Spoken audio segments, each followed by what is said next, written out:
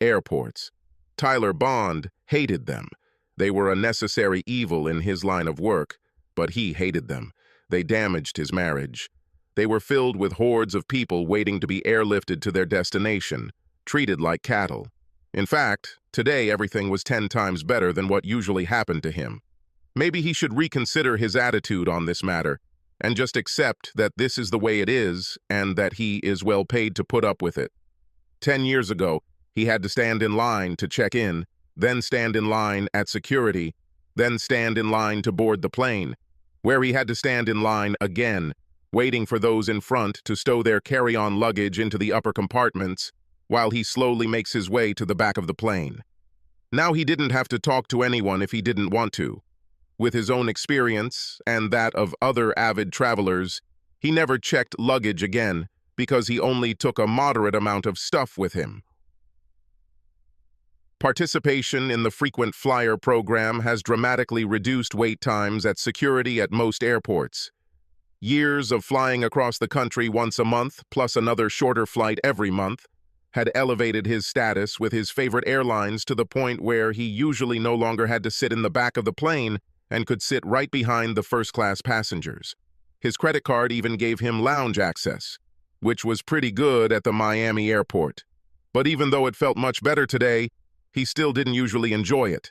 Today, however, in the waiting room, Veronica, an attractive middle-aged woman who looked several years younger than him, wearing a frilly dress with a plunging neckline, partially covered by a cardigan when she wanted, was chatting with him about her recent flight experiences. Towards the end of the conversation, she let the cardigan cover her cleavage less. He, too, willingly and openly shared his stories of traveling to dangerous places, and, at the end of their conversation, she handed him a business card. He quickly glanced at the card, not wanting to take his eyes off Veronica, and discovered that she was also from Denver, which led to several more minutes of conversation. Instead of taking his flight, she had one more stop to make before returning home, probably for the better. After a pleasant chat, they parted ways, walking towards their exits. Did she flirt with him? Maybe. Probably even. He wished he had found out while they were talking. Decades of marriage had dulled his sense of flirtation. Crap. Not that anything would or could arise from this. He had been 100% faithful throughout his 26 years of marriage and had no intention of changing a thing. This was one of his cross-country trips, and despite his dislike of airports, he was in a decent mood due to the earlier conversation in the lounge and some success on the trip that would pave the way for an extra bonus next quarter. He had just boarded his plane into a larger economy-class seat to return home when his phone rang. He was just about to put it into flight mode when this happened. It was his wife, Rebecca. It was too early in Denver for her to be awake, much less calling. Given the hour of the morning, he wondered if it was important. Maybe. His finger hovered over the phone to answer, but then he turned it off. If it were one of his children, he would of course answer. But whatever this grumpy woman, his wife, wanted could wait. He admitted that the journey that began 10 years ago, although limited in scope, had not been easy for them and should not have caused so much controversy. He was rarely away more than 6 nights a month, but he realized that this was becoming too much. He wishes his wife was more understanding. When he told her years ago about a new position and an increase in salary and benefits, his wife practically pushed him out the door, and then she welcomed him and his money with open arms. Now, despite his attempts to woo her and spend more time with her, she has become distant. Recently, his boss told him that if he accepted a new position that required more travel, he could earn even more money. He did not mention this proposal to his wife. It wouldn't do any good. The whole situation saddened him, but he still had children who were fantastic. He loved his children. His daughter Jamie had just started pharmacy school in the fall, and his son Mike, like his father, was working hard to take summer courses to get a head start in his first year of engineering. Both parents were expectedly proud. He missed participating in their events and missed their formation. He assumed Rebecca did too, since she seemed sad lately. Whatever their current problems, They raised two exceptional children, smart, funny, hardworking, selfless, humorous. They have been praised often over the years. He would like to see them more often. Since the children now have their own apartments nearby, he was thinking about trading this huge house for a smaller one. But Rebecca didn't want to hear about it. In addition to serving as one of the hospital's financial executives, she served on several charitable boards, and the home, neighborhood, and neighbors lived up to her image. A little extra maintenance on the house and yard compared to a smaller home was one of the sacrifices Tyler had to make for his wife's social standing. The flight was tiring, as it often happens, or rather, he languished on the long flight. He wasn't in the mood to watch a movie and hadn't gotten much sleep during the trip, so he decided to close his eyes for a few minutes while he could. He was awakened by the plane hitting the ground. He was surprised that he slept almost the entire flight. He turned the phone back on and it looked like something had exploded. Voice messages and text messages from everyone who was close to him. He called his daughter. "Oh my God, Dad. Thank God you called. Jamie, you knew I was on the plane. What's happening? Everyone tried to reach me, but no one told me anything. Well, I'm not going to do either one or the other at the moment. Stop by my place as I'm on my way home. Mike will be here too. Jamie, you can't leave me like this. Are you and your brother okay? Is your mom okay? Is anyone injured? I'm really sorry, Dad. It's just one big mess. No harm done. Well, none of the people we love. I'll explain everything I know when we meet. What the heck?" Tyler drove from Denver International to his daughter's house near the university in record time. He hurriedly knocked on the door, and when he entered, she was almost crying. He saw his son sitting gloomily on one of the chairs. "What's wrong, baby?" "Oh, Dad, we are very sorry. It's a huge mess." Mikey spoke up. "More like a nightmare." "Tell me what happened," Jamie continued. "We didn't want this to happen. It just snowballed." "You didn't say what was going to happen?" "Well, we wanted some of this to happen, but not like this." "Honey, you still haven't told me anything." "Speak quickly." Fine. It started about a month ago when you were last in Boston. I was planning to come and visit my mother during lunch, and when I arrived, I saw an unfamiliar Tesla S parked in your place in the garage, which was strange. I didn't recognize the car and didn't know who it could be. From the street, I could see that the lights were on in the house, and by the way the shadows were moving, I noticed that someone was walking through the house towards the garage. I called my mother on her mobile phone, but she didn't answer. I waited a few more minutes and called her again. When she answered, I asked her if she was home, and she said she was still at work and that she would talk to me later. I suspected that this was obviously a lie, so I hung up and looked at the house some more, wondering what to do. After a while, I moved my car out of sight and snuck over to look out the garage window. Mom's car was there, next to the Tesla. I was furious. I returned to my car, called Mike, and told him what I had seen. I wanted to find out who was with my mother. Suppressing my anger, I watched for the first 6 hours, waiting for him to leave, and Mike arrived and watched until he left at 7 o'clock the next morning. Mike followed him to work in a large office building in Cherry Creek and walked in a few minutes later and asked the security guard if he knew the man who had just entered. He told Mike his name, and Mike called me. We didn't know what to do. I called my mom the next morning, annoyed that she hadn't called me back, and I've been cold to her ever since. During our last trip, we saw the same thing, so Mike and I decided that we had to do something about it. Mike intervened. I was with you when you checked the smoke detectors a few weeks ago and saw one in the garage, so I had an idea that we thought was funny at the time. I think it's not so funny now. We were afraid to tell you because we knew you'd want to catch them red-handed and you'd probably kill the bastard and end up killing Mom, either by accident or on purpose, and go to jail. We didn't want this. We wanted to come up with a way to expose them and embarrass them at the same time.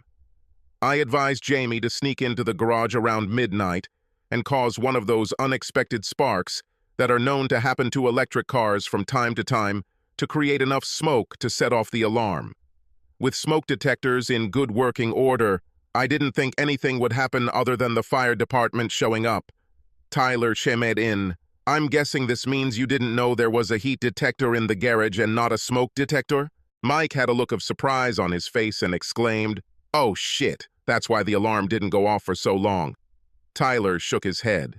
Jamie chimed in.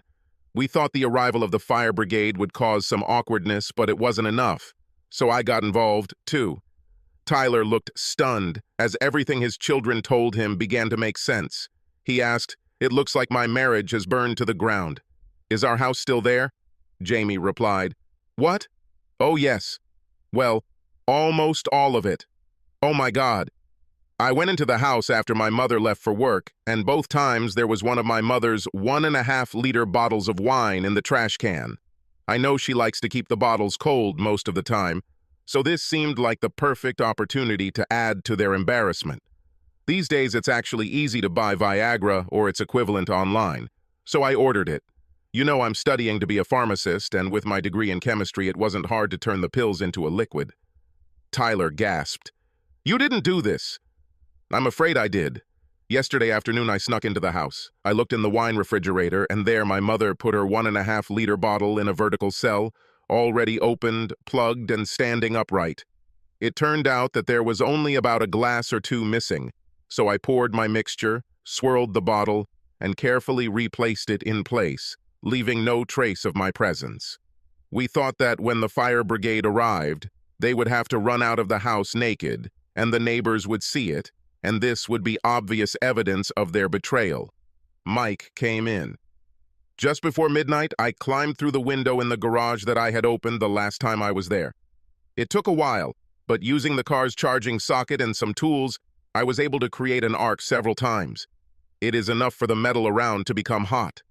I don't know if his car was malfunctioning or what, but suddenly sparks began to rain down. I knew this would set off the fire alarm, or so I thought, and I got out of there as quickly as possible. Apparently more than that happened after I left. I never thought that the battery itself would catch fire. I think this happened because before the fire brigade could get there, not only his car caught fire, but also my mother's. By this point, the alarm system in the house was going crazy so that the whole neighborhood could hear it." Jamie said, "You know how nervous Mom gets when she's upset. It's like her brain is simply disconnected from her body." This is where the story gets interesting. Tyler said, "More interesting than the fact that my wife is cheating on me and that my house burned down?" Jamie chimed in, "We told you it didn't burn." "Oh, cool. Anyway, within the few minutes that I was allowed to talk to my mother this morning, she told me that she jumped out of bed when she heard the alarm. She shook her lover, Eric, but he did not wake up. She knew he drank a lot, but she couldn't wake him up. She thought he was dead and became hysterical. She called 911 from her home phone and started screaming, 'Fire! Call an ambulance!' Then she grabbed him by the ankles and began to drag him out of the bedroom towards the exit, not realizing or thinking that they were both naked. He was too heavy for her to get down the stairs, so she kept dragging him. Again, she didn't think he was face down. Remember how I told you that there was a carpet nail at the entrance to your bedroom that stuck out just enough to snag one of my socks a few months ago when I was visiting you? Well, it looks like either you never scored it or someone else came out.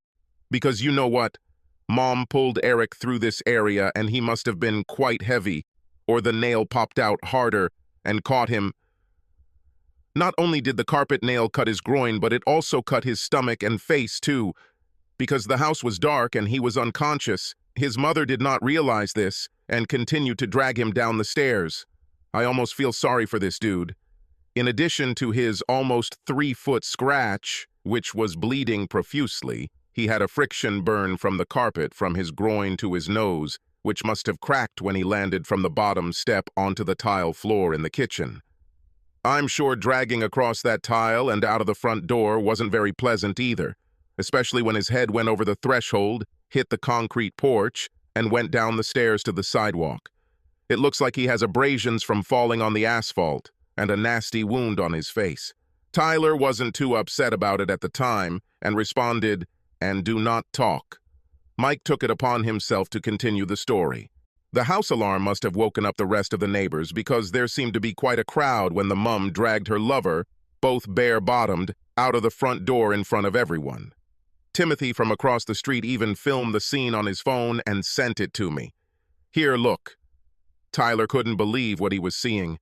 There was a video on Mike's phone of his wife nakedly backing away from the front door of the house. And sure enough, Eric's head cracking on the concrete as he walked down the stairs while Rebecca kept dragging him. Either she was really on adrenaline, or she was stronger than he thought.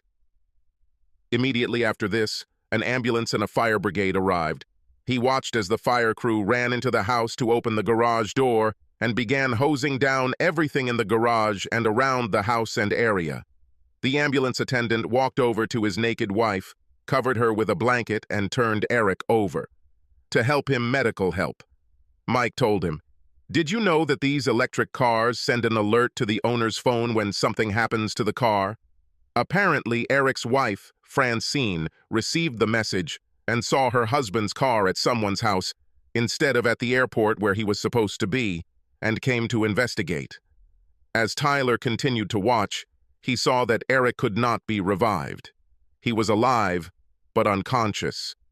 A gurney was wheeled out of the ambulance, but before he could be strapped in, Francine appeared and flipped it over, sending her husband flying onto the pavement. He'll need more than a few stitches to fix the bleeding and new cut on his head. What a pity. Tyler couldn't remember ever seeing anyone so angry. She landed a few good blows to his groin, continuing to kick until she could be pulled away from him. He was then placed back on the gurney. Rebecca stood stunned as at least a dozen or so of her socially oriented neighbors watched the tragic comedy unfold. Francine turned to Rebecca, but instead of hitting her, she tore off her blanket, leaving Rebecca naked again, at least for a minute, until another blanket was found and she could cover up. Seeing his wife naked in their yard, Tyler thought, "Damn, I'm going to miss her. A shame." When officers arrived, the fire appeared to be contained, except for Eric's car, which was still spitting sparks. Francine, practically foaming at the mouth, screamed at the police to arrest Rebecca. For what? No one knew, but the officer led her, clearly shaken, to the back of the patrol car, just to keep her away from Francine and the onlookers. Jamie said, "We knew that Eric was married to Francine, but we didn't know that she was the daughter of the district attorney." It appears that she or he had enough power that the decision was made to take Mom to the station and keep her in the interrogation room for the rest of the night, wearing only a blanket. She was released around 6 in the morning when she tried to call you, but you did not answer. And some say that God is not merciful. The problem is that since Eric didn't wake up right away, he was checked by a toxicologist, and the only strange thing that came up was traces of Viagra. When his wife heard this, she exploded because he has a heart condition and would never take something like that. At least that's what she said. Paramedics said the fire was fortunate because it meant he got to hospital early enough for them to prevent him from falling into a coma, which could have gotten very bad otherwise. Tyler asked, "Worse than this?" Mike jumped up. "The police brought your mother back to the interview room and returned to your house this morning to try to gather some evidence. But during the fire, the firefighters knocked the bottle and glasses onto the floor, breaking them. With all the water, bottles breaking, and wine leftovers being washed away, there is no clean evidence that can be collected.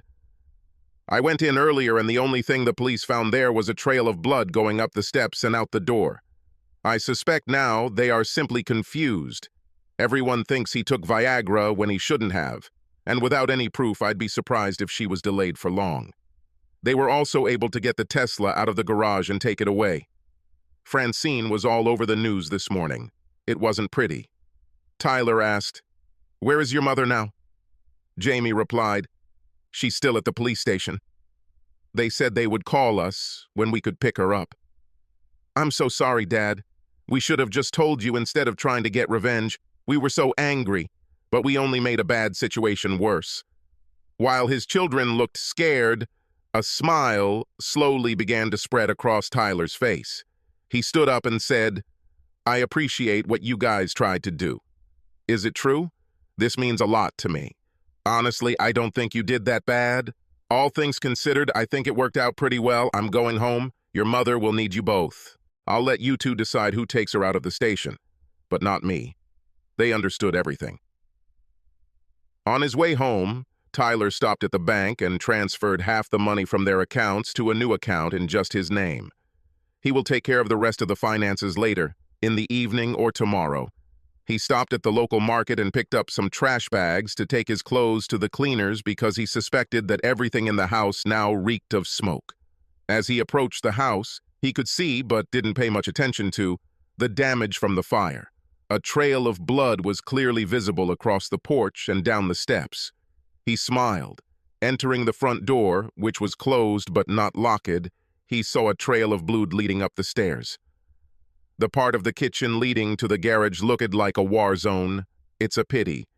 Paying no more attention to the blood, he went into the master bedroom and put all his clothes into bags to take to the cleaners. His insurance company will receive the bill. He saw that the bed was still dismantled, and this thought saddened him for a moment, but only for a moment. He knew what he was going to do. The obvious starting point was to divorce the bitch, then split up the finances, find an apartment, and take more trips with higher pay, using my free time to visit my children more often and have more fun. He wondered if Mike could forward him the video so he could send it to local news stations. Rebecca Volunteer Organizations would be so happy to see one of their board members increase her profile. As he loaded the last bag into his car, a police car pulled up. He was asked to show some documents, and he showed them. Having heard about what happened, and perhaps even having been there or seen the video, one of the officers felt uncomfortable, but asked anyway, "Will everything be all right with you?" In a split second, all the events of the day played over and over again in Tyler's head, like one of those old-fashioned wheels people spun on game shows. When the wheel in his head stopped at Veronica's business